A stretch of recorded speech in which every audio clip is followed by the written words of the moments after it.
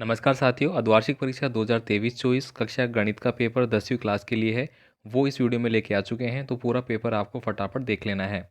दोस्तों, जो पेपर है वो हमें भेजा है जयराम सिंह ने, और ये पेपर बाड़मेर की ओर से भेजा है उन्होंने। और जयराम सिंह है वो काफ़ी अच्छे स्टूडेंट है, हमारे साथ 3 साल से जुड़े हुए हैं और हमारे ग्रुप एडमिन भी है वो। तो चलिए दोस्तों, यहाँ पे मैं स्टार्ट कर लेता हूँ और पूरा पेपर है वो आपको समझा देता हूँ यहाँ पे कि कक्षा 10वीं के लिए जो गणित का पेपर है वो कैसा आया है। साथ ही साथ दोस्तों आपको बता दूं कि जो 9th क्लास के स्टूडेंट हैं उनके लिए भी गणित का पेपर है वो मैंने अपलोड कर दिया है, साथ साथ विज्ञान का भी ऑलरेडी कर दिया गया है। तो आप वो भी चैनल पे जाके देख सकते हैं। तो चलिए स्टार्ट करते हैं। पहला क्वेश्चन देखिए, यहाँ पे क्वेश्चन नंबर 1 है, संख्या 360 के अभाज्य गुणनखंड की घातों का जो योग है वो आपको यहाँ पे बताना होगा। अब आपको क्या करना है, 360 आपको दिया गया है, इसका आपको अभाज्य गुणनखंड निकालना होगा। ठीक है, सबसे पहले आपने अभाज्य गुणनखंड निकाला, यहाँ पे दो दो से आपने किया 45 तक आ गए। फिर आपने यहाँ पे 5 से किया। ठीक है, 3 से जाएगा नहीं, 3 से भी जाएगा वैसे तो, 15×3 = 45 होता है मेरा। उस हिसाब से आप इनके जोड़े बनाएंगे और जोड़े बनने के बाद इनकी जो घात आएगी वो आपको बता देना है। यहाँ पे देखिए अगला है द्विघात समीकरण आपको दिया गया है, इसका हल आपको बताना होगा। तो आप इजीली बता सकते हैं। और इस प्रकार का प्रश्न ऑलरेडी मैंने आपको करवा दिया था पहले भी। बहुत से विद्यार्थियों ने अगर अच्छे से देखा होगा तो सेम पेपर है, सेम क्वेश्चन बहुत बार रिपीट हुए हैं। बाकी आपको आप पे डिपेंड करता है कि आप उन प्रश्नों को कितना समझ पाते हैं। यहाँ पे दोस्तों देखेंगे कि 900 कितना होता है, 36। सेम क्वेश्चन मैंने ऑलरेडी बताया हुआ है, फिर भी मैं एक बार सोल्व करा देता हूँ। यहाँ पे देखिए 4x² माइनस 6x - 6x + 9, ये मेरा समीकरण का मैंने इसको तोड़ लिया है। अब देखिए यहाँ पे मैं क्या करूँगा इनका अलग अलग टुकड़े कर लूँगा।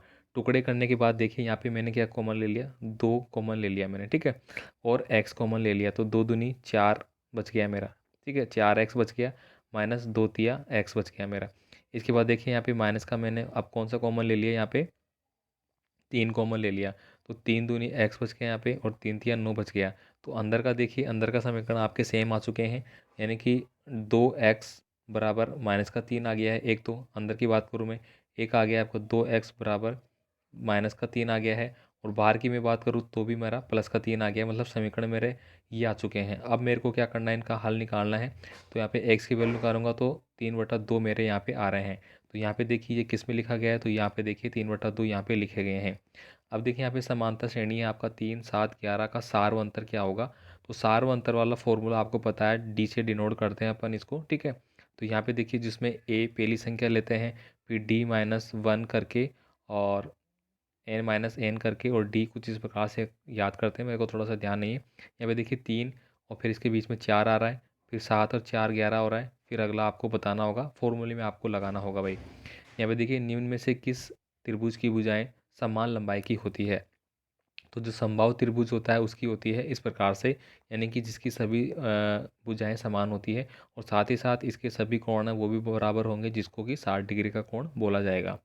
यहाँ पे देखिए अगला है बिंदु 3 और -5 की x अक्ष से दूरी बतानी है। तो यहाँ पे हमने कर लिया, ये x है, ये y है, ये माइनस का x हो जाएगा, ये माइनस का y हो जाएगा। अब यहाँ पे देखिए जो पहली संख्या होती है वो आपकी x की होती है, दूसरी संख्या किसकी होती है, आपकी y की होती है। तो यहाँ पे क्या लिखा गया है, एक बार मैं मिटा के देख लेता हूँ। यहाँ पे 3 लिखा गया है, यानी कि x अक्ष पे ये तो मेरा x है और ये मेरा y है। तो x अक्ष पॉजिटिव है, तो 1 2 3 यहाँ पे आ गया। अब ये माइनस का है, मतलब 1 2 3 4 माइनस के y पे आएगा। तो ये जो चतुर्थांश है मेरा इस पे आ गया मेरा। ठीक है, तो यहाँ पे कह रहा है ये तो 3 है मेरा, ये 5 है, ये आपको पूछ लिया गया है। तो ये इकाई आपको बतानी होगी। अब आप क्या करेंगे, इनका वर्ग करेंगे दोनों का। ठीक है, यानी कि ये फॉर्मूला बन गया मेरा कौन सा, कर्ण स्क्वायर वाला। कर्ण स्क्वायर बराबर क्या होता है, आधार स्क्वायर प्लस लंब स्क्वायर, इससे आप निकाल सकते हैं। यहाँ पे देखिए अगला है cosec square 45 minus cot square 45 का मान क्या होगा। तो इसका मान आप निकाल सकते हैं। देखिए जो कोट होता है, कोट 45, ठीक है, वो क्या होता है मेरा, कोस थीटा बटा साइन थीटा। ठीक है, अब कोस 45 की मैं बात करूँ तो 1/√2 होता है मेरा, और ऐसे ही ये भी क्या हो जाएगा, 1/√2 हो जाएगा। अब ये मेरा ऊपर √2 ऊपर जाएगा, एक नीचे आएगा, तो आपस में कट के मेरा क्या मान आ गया, 1 आ गया इसका। अब 1 का स्क्वायर करूँगा तो भी 1 ही आएगा, तो यहाँ तो मेरा 1 आ गया है। माइनस कोसेक स्क्वायर किसका होता है, 1/सेक स्क्वायर का होता है। अब सेक क्या होता है, 1/कोस होता है मेरा। ठीक है, तो कोस 45 का मान भी अगर मैं करूँगा तो भी मेरा क्या रहेगा, 1 ही रहेगा। तो एक में से एक गया तो 0 आ गया मेरा, इस प्रकार से। ठीक है, यहाँ पे देखिए अगला जो दिया गया है, यदि किसी मीनार की परछाई मीनार की ऊंचाई के बराबर हो तो सूर्य का उन्नयन कोण है बताना है। यानी कि ये मीनार है भाई और ये यहाँ पे आधार तल है। अब इसकी अगर ये 5 ऊंचाई है तो कह रहा है कि मीनार की ऊंचाई के बराबर ही इसकी परछाई दी गई है। ये भी 5 है, ये भी 5 है, ठीक है। तो इस प्रकार यहाँ पे जो कोण बनेगा वो कितना होगा ये पूछा गया है, ठीक है। तो इस कंडीशन में जो ये कोण जो बनता है मेरा, ठीक है, ये वाला और ये वाला, तो ये तो दोस्तों 90 डिग्री का बन गया। अब यहाँ पे जो कोण, अगर मैं त्रिभुज की संरचना की बात करूँ तो ये तो 90 डिग्री का बन गया। अब इन दोनों को मैं बांटूंगा किस में, आधे आधे में, क्यों 60-60 डिग्री में बांटूंगा, तो ये मेरा 60 डिग्री का बन गया। ठीक है, 60 को क्यों बांटूंगा मैं, 45-45 बांटूंगा ना, क्योंकि इसको भी 90 बनाना है, तो ये 45, ये 45, तो यहाँ पे 45 डिग्री का आंसर हो जाएगा। यहाँ पे देखिए किसी बाह्य बिंदु है क्यू से वर्त पर स्पर्शरेखा की लंबाई 24 सेंटीमीटर है। क्योंकि केंद्र से दूरी 25 सेंटीमीटर हो तो वर्त की त्रिज्या का माप आपको निकालना होगा।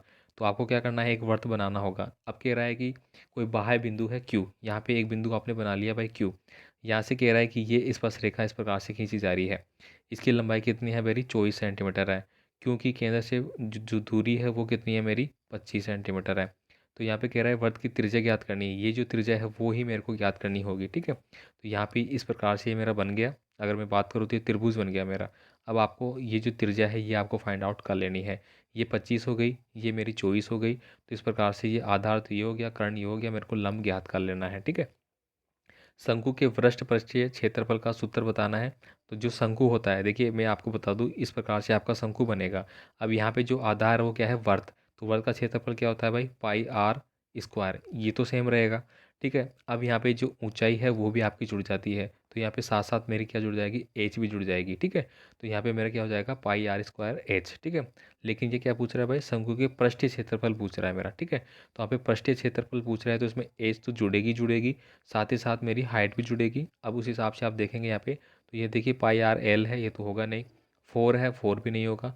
2 पाई आर एच ये हो जाएगा मेरा। इसके बाद देखिए यहाँ पे अगला है, यदि पी जो दिया गया है मेरा, ये इसकी जो भार है इसका मान आपको बताना होगा, जो कि आप इजीली बता पाएंगे। ये तो जो भार दिया गया है पी का, डॉट डॉट जीरो, दो दो जीरो आपको नीचे इंडिकेट करनी होगी। अब यहाँ पे देखिए रिक्त स्थानों की पूर्ति है। किसी द्विघात बहुपद के शून्यकों की मान आप बताना है। रे के समीकरण में चर की जो घात है वो कितनी होती है। इसके बाद देखिए द्विघात समीकरण आपको दिया गया है, इसके मूल समान होंगे, कब होंगे ये आपको फाइंड आउट करना है। यहाँ पे देखिए इसका 10वां पद ज्ञात करना है, तो nवां पद ज्ञात करने का सूत्र आपको पता ही है। सर्वांग सम आकृति की भुजाएं बतानी होगी। बिंदु यहाँ पे देखिए 2 और -3, -1 और -4 को मिलाने वाले रेखाखंड के मध्य बिंदु के निर्देशांक क्या होंगे।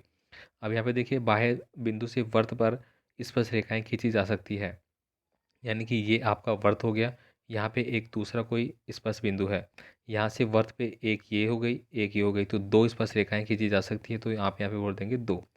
यहाँ पे देखिए किसी वर्त की जीवा की लंबाई वर्त की त्रिज्या के बराबर हो तो जीवा द्वारा वर्त के केंद्र पर जो कोण आंतरित होता है वो क्या होगा। तो यहाँ पे कह रहा है कि ये एक वर्त है और किसी वर्त की जीवा की लंबाई, यानी इसकी जीवा जो टोटल है वही हो जाएगी, जिसको व्यास बोलते हैं, वर्त की त्रिज्या के बराबर है, मतलब त्रिज्या जो है उसके बराबर ही है ये पूरी एक प्रकार से। तो जीवा द्वारा वर्त के केंद्र पर, जो ये वर्त का केंद्र है, इस पर जीवा द्वारा जो लंब डाला जाएगा इस प्रकार से, वह कोण कितने डिग्री का बनेगा। तो इस प्रकार का कोण 90 डिग्री का बन सकता है, बाकी आप कमेंट कर देना भाई। अब यहाँ पे देखिए अतिलघुतात्मक प्रश्न आपको मिल जाते हैं। संख्या 252 और 1176 का लघुत्तम समापत्ति आपको ज्ञात करना है। लघुत्तम समापत्ति ऐसा होता है कि जिनमें दोनों का भाग जाता हो, ऐसी संख्या। यहाँ पे देखिए बहुपद आपको दिया गया है, इसके शून्य ज्ञात करने हैं आपको, तो ईजिली आप कर पाएंगे इसको। तो 21 से कम 21 दिया गया आपको, है ना। बाकी यहाँ पे जो 10 है, मतलब गुणा करने पे तो ये आना चाहिए, जोड़ने घटाने पे आपका 10 ही आना चाहिए, तो ऐसी संख्या आपको देख लेनी है। यहाँ पे देखिए समांतर श्रेणी का nवां पद आपको ज्ञात करना है। इसके बाद देखिए आधारभूत समानुपाती प्रमेय हो गया। यहाँ पे देखिए साइन थीटा 7/25 हो तो कोसेक थीटा का मान आपको ज्ञात करना है। तो आप इजीली बना सकेंगे, इसका उल्टा कर देना है। मतलब जो साइन थीटा है उसका क्या होता है, 1/कोसेक थीटा बन जाता है हमारा, ठीक है। और अगर कोस थीटा है तो 1/सेक थीटा बन जाता है। तो यहाँ पे वही करना, आपको 1 कर लेना है इसको, ठीक है। तो आपने किया कोसेक थीटा में साइन थीटा का 1 कुछ भी किया, तो यहाँ पे कितना हो जाएगा, बाई आप करेंगे तो 7/25, तो 25 ऊपर चला जाएगा, 7 ऊपर आ जाएगा। इसके बाद देखिए यहाँ पे अगला है आकृति में आपको ये बताना होगा। यदि किसी वर्त का व्यास 21 सेंटीमीटर तो वर्त के चतुर्थांश का क्षेत्रफल ज्ञात करेंगे। गोले का आयतन हो गया। ताश के पत्तों में देखिए यहाँ पे एक पत्ता यादृच्छता निकाला जाता है, तो उसके इक्का आने की प्रायिकता अब देखिए इक्का में कितने होते हैं टोटल, इक्का के 4 अंक होते हैं, मतलब 4 पत्ते होते हैं किसमें, 52 में से। तो 4 एकम 4 और 13 चौक 52, तो ये मेरी प्रायिकता बन जाएगी। यहाँ पे देखिए रेखीय समीकरण आपको दिया गया है, इसको आपको हल करना है। द्विघात समीकरण के शून्य की निकालना है। ये द्विघात समीकरण आपको दिया गया है, इसका मान आपको निकालना होगा। यहाँ पे आकृति दी गई है, ठीक है। इनके आपको सर्वांगीणता के नियम के आधार पर इनको बताना होगा। देखिए एक्स का मान बताना है, ठीक है। ये जो एक्स दिया गया है, यानी कि ये जो रेखाएं होती है ये दोनों बराबर होती है। अगर इस पर लंब डाला जाए तो जो भी इसके कंडीशन होती है वो आपको अप्लाई करना है। यहाँ पे देखिए इनका परमीकरण का हल वगैरह करना है आपको, परमे का। ये सारे पर्सन आपको देख लेने भाई, आपके लिए वेरी वेरी इंपॉर्टेंट है, पूरा पेपर है दोस्तों जो जयराम सिंह के द्वारा भेजा गया है। आई होप कि आपकी परीक्षाओं में यहाँ से बहुत सारे पर्सन मिलेंगे।